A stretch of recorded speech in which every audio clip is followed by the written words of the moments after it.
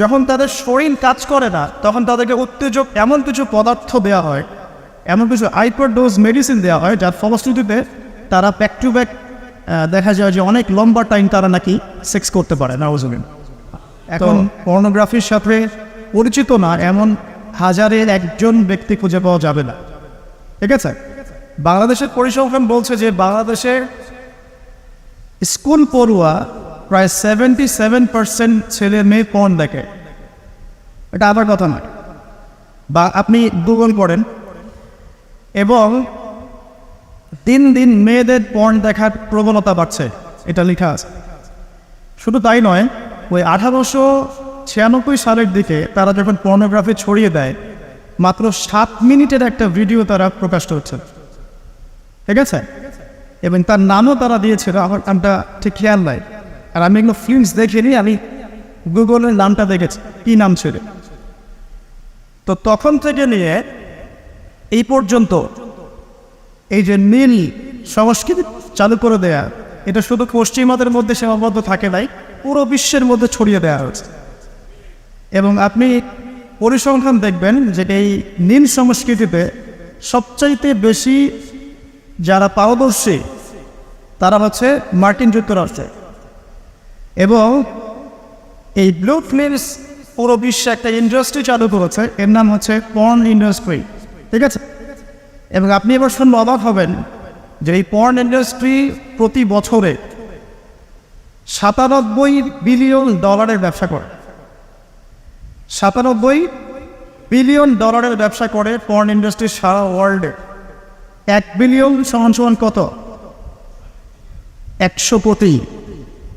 1 billion সমান 100 কোটি। 100 কোটি ডলার টাকা দিয়ে হিসাব করে দেখেন কত টাকা হয়। $97 বিলিয়ন ব্যবসা হয় প্রতি বছর এই পর্ন ইন্ডাস্ট্রির মধ্য দিয়ে। এবং এই ইন্ডাস্ট্রির ফিল্মসগুলো হলিউড বলিউডের চেয়ে বেশি শ্যুট করা হয়। এবং আমেরিকার লস অ্যাঞ্জেলেস নামক একটা জায়গা আছে না, এটাকে বলা হয় পর্নের স্বর্গরাজ্য। মানে এখানেই সব পর্নের শুটিংগুলো আগে হতো। একটা পর্যায় থেকে সেখান থেকে সরিয়ে ক্যালিফোর্নিয়া নিয়ে আসা হয়েছে। কখন সরানো হয়েছে? যখন সেখানকার প্রশাসন একটা আইন জারি করলো। কী আইন জারি করলো? যে এখানে শুটিং করতে হলে বাধ্যতামূলক কন্ডোম ব্যবহার করতে হবে। নাউজুবিল্লাহ পড়বেন না? তো তারা এটা ব্যবহার করার পক্ষপাতী না, তখন ওখান থেকে ইন্ডাস্ট্রি সরিয়ে ক্যালিফোর্নিয়ার দিকে নিয়ে যাওয়া হয়েছে। তো শুধু আমেরিকায় প্রতি বছর 10 থেকে 12 বিলিয়ন ডলারের ব্যবসা করে এখানে। দ্বিতীয় স্থানে আছে ইউরোপের কান্ট্রি ব্রিটেন, তারপরে আছে সাউথ আফ্রিকা, তারপরে অন্যান্য কান্ট্রি জার্মানি, এদিকে আপনার সুইডেন, ফিনল্যান্ড, আমাদের উপমহাদেশের অনেক কান্ট্রিও আছে, ঠিক আছে? তো এই যে নীল সংস্কৃতি সারা ওয়ার্ল্ডে তারা ছড়িয়ে দিল, এখান থেকে আমি একটা নাম চুজ করেছি আর কি, যে নীল দর্পণ। আমি কিন্তু লেকচারে এখানে যাইনি, জাস্ট ইন্ট্রোডাক্টরি কিছু কথা বললাম হবে যে নীল দর্পণ নামটা আমি কেন দিয়েছি এই কারণে। তো মূল লেকচারে যাওয়ার আগে আমি আপনাকে কয়েকটা পরিসংখ্যান দেখাই। তার আগে বলে দিই যে এর ফলশ্রুতিতে শুধু যে ধর্ষণ বেড়েছে এমনটা নয়, বরং সমকামিতাও বেড়েছে। এখনকার পরিসংখ্যান বলছে মার্কিন যুক্তরাষ্ট্রের 52% মানুষ মনে করে যে সমকামিতাকে স্বীকৃতি দেওয়া উচিত, এবং 41% মানুষ মনে করে দেওয়ার দরকার নেই। কিন্তু আইনত এটা লিগ্যালাইজড, এটা ওদের বাক স্বাধীনতা। এটা কানাডা অনেক আগেই করেছে, ব্রিটেনেও আছে, অস্ট্রেলিয়াও স্বীকৃতি দিয়েছে, এবং দিন দিন আস্তে আস্তে আমাদের ভারত থেকে শুরু করে আমাদের দেশে পর্যন্ত এগুলোর বিস্তার বেড়ে গেছে। এবং তারা এখন সংগঠন তৈরি করেছে, তাদের ফ্ল্যাগ আছে, তারা অধিকারের কথা বলে, তারা স্বীকৃতি চায়। এবং পর্ন সম্পর্কে পড়তে গিয়ে আমি দেখলাম যে নর্মালি পর্নের যে ভিডিওগুলো হয় এগুলো হচ্ছে চলচ্চিত্রের মতো, জাস্ট যেমন একটা নায়ক নায়িকা শুটিং করে, গায়ক গায়িকা যেমন শুটিং করে, ঠিক এরকম করেই ফিল্মস শ্যুট করা হয়।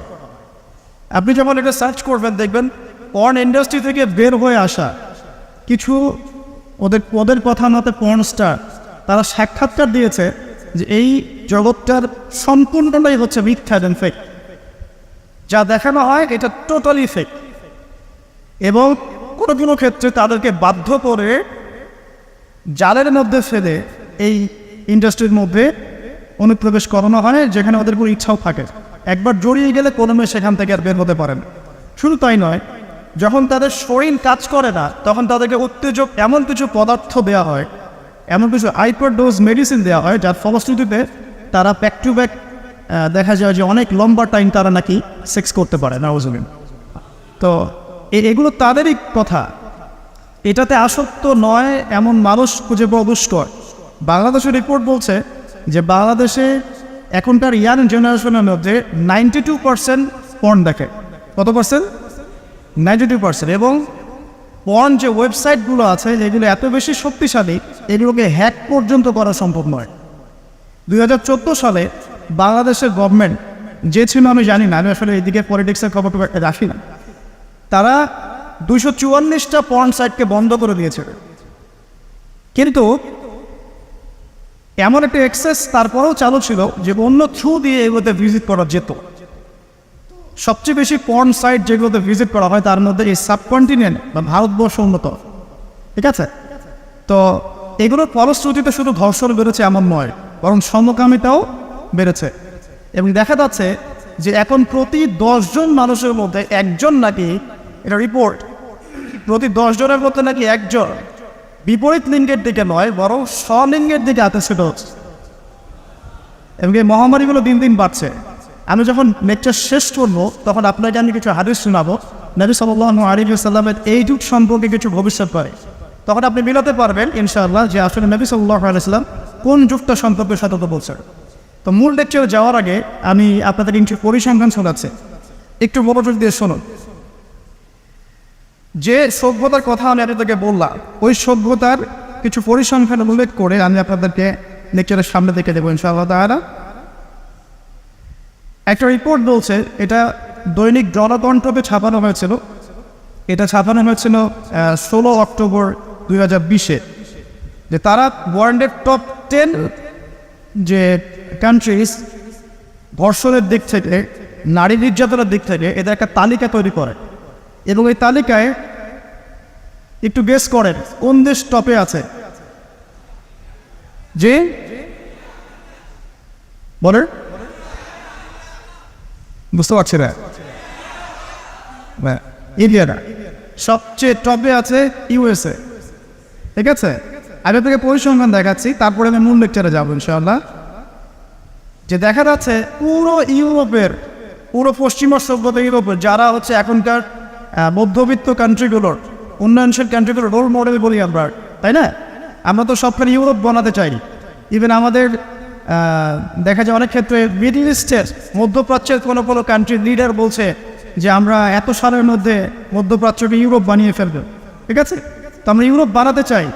তো ইউরোপের দেখা যায় যে 15 বছরের কম, পুরো ইউরোপে 15 বছরের কম 33% মেয়ে 15 বছরের আগেই কারো না কারো দ্বারা শারীরিক নির্যাতনের শিকার হয়েছে, যৌন নির্যাতনের শিকার হয়েছে।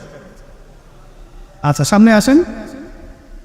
আমাদের পার্শ্ববর্তী দেশ ভারতের কথা এসেছে এখানে, যে প্রতি 22 মিনিটে একটা করে মেয়ে ভারতের নির্যাতনের শিকার হয়, যৌন নির্যাতনের শিকার হয়। বাংলাদেশের সংখ্যাটা কত এটা আপনারা বের করবেন, আমি পরে দেখছি।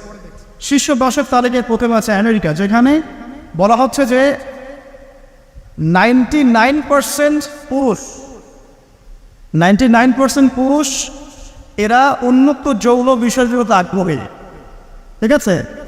1% পুরুষ চাচ্ছে যে ফ্যামিলি হোক, নর্মাল আমি ইসলামিক যেটা চিন্তা করি যে ফ্যামিলি হোক, বিয়ে শাদী হোক, তারপরে বাচ্চা কাচ্চা হবে, এটা তারা 1% মানুষ চায়। ফ্রি সেক্সুয়াল যে রেভলিউশন, এটাতে 99% পুরুষ বিশ্বাস করে। তারপরে আসেন, তারা বলছেন যে এখানে আমেরিকাতে প্রতি 6 জন মেয়ের মধ্যে একজন ধর্ষণের শিকার হয়, প্রতি 6 জন মেয়ের মধ্যে একজন ধর্ষণের শিকার হন।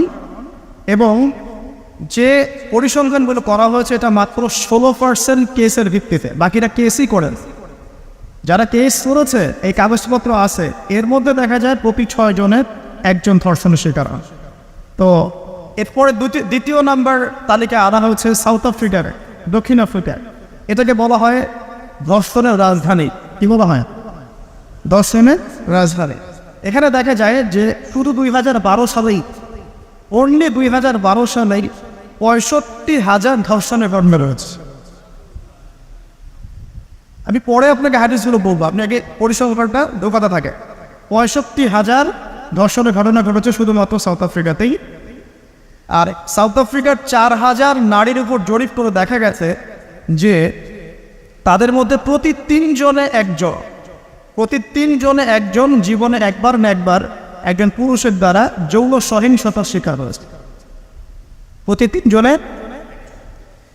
এরপরে আরেকটা জরিপে দেখা গেছে যে আফ্রিকার 25% পুরুষ, পুরো আফ্রিকার 25% পুরুষ, মানে 4 ভাগের 1 ভাগ পুরুষ জীবনে একবার না একবার কোনো না কোনো মেয়েকে ধর্ষণ করছে। এগুলো আমাদের রিপোর্ট না, কিন্তু আপনি অনলাইনে এগুলো পাবেন। এরপর আসেন 3 নম্বরে রাখা হচ্ছে সুইডেনকে। এবার সুইডেনকে খুব হাইলাইট করা হয়, খুব উন্নত কান্ট্রি।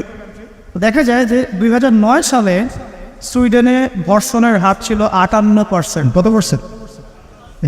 আচ্ছা, 4 নম্বরে যে দেশ খুব পরিচিত আমাদের পাশে, ভারত, সেখানে বলা হচ্ছে যে 2012 সালের জরিপে ইন্ডিয়াতে ধর্ষণের রিপোর্ট করা হয়েছে 24,923টা। 24,923। আসেন, তারপরে একজন রিপোর্টে বলছে প্রতি 22 মিনিটে সেখানে একজন মেয়ে ধর্ষিত হচ্ছে। 5 নম্বরে আছে যুক্তরাজ্য, মানে ইংল্যান্ড, যেটাকে আমরা বলি যে ওই যে রানী এলিজাবেথ মারা গেলেন, খুব শোক পালন করলাম না। আচ্ছা, তো তাদের মধ্যে বলা হচ্ছে যে প্রতি বছর গড়ে 85,000 নারী সেক্সুয়াল অ্যাবিউজের শিকার হয়, মানে যৌন হয়রানি শিকার হয়েছে।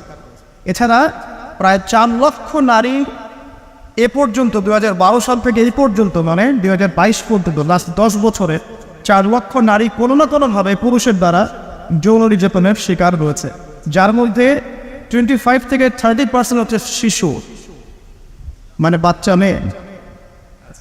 তারাই তো আবার আমাদেরকে বলছে যে বিয়ের বয়স তোমরা তো কমাই রাখ। আচ্ছা, আসেন এবার আরও সামনে যাই। জার্মানির পরিসংখ্যান, জার্মানি হচ্ছে এখন 6 নম্বর।